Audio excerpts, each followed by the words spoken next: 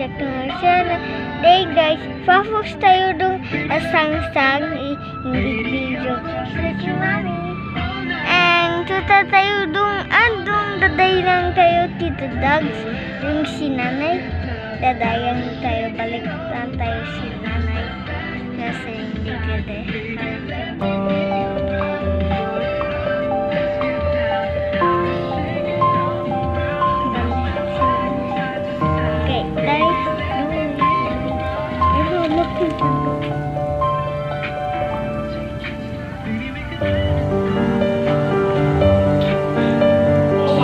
Opportunity to know Jesus, to do His will, to live out a true Christian life. Let us all look back at the end of 2022, understanding that we have for being a seasonal Christian. Seasonal, when you are facing problems, Lord, I come to you. When you are already enjoying life, nowhere you are found inside the church. There's no more room or no more time for being a nominal Christian. What is a nominal Christian? Christian only by name. Are you a Christian? Yeah. Ang mati ko dyan, mo. There's no more room for that. We've got to be serious in our Christian walk. The days are evil. Kaya sa umaga nito kung sinasabi mo, Pastor, I need Jesus in my heart and in my life. Nais ko na sa bagong taon na ito, makatiyak ako na ang buhay ko ay nasa kamay ng Panginoon. As every head bowed, every eye closed, pakitaas mo lamang yung kamay, sasamahin ng manalangin. Meron po ba? Salamat po sa ganyan. Meron pa po ba? Itataas niya kanyang kamay, sasabihin, Pastor, I want to be sure that my life is in the hands of God this year. Salamat po sa kamay na yan. I can see that hand. God loves you. I can see that hand. God loves you. Wala kang dapat kaya, wala kang dapat ikatap. Ang araw nito ay ginawa ng Panginoon para sa iyo.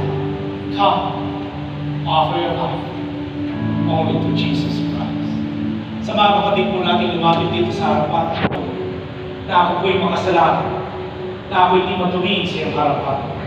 Ngunit sa umaga nito, humihingi po ako ng tawad sa lahat ng aking mga kasalanan. Patawarin mo po ako. Ako po ay nagpapasalamat sa iyong pag-ibig sa akin, sa buhay na walang hanggan. Sa oras na ito, tinatanggap kita sa aking puso, sa aking buhay, bilang aking Panginoon at sariling tagapagligtas. Magmula po sa araw na ito, isinusuko ko sa iyo.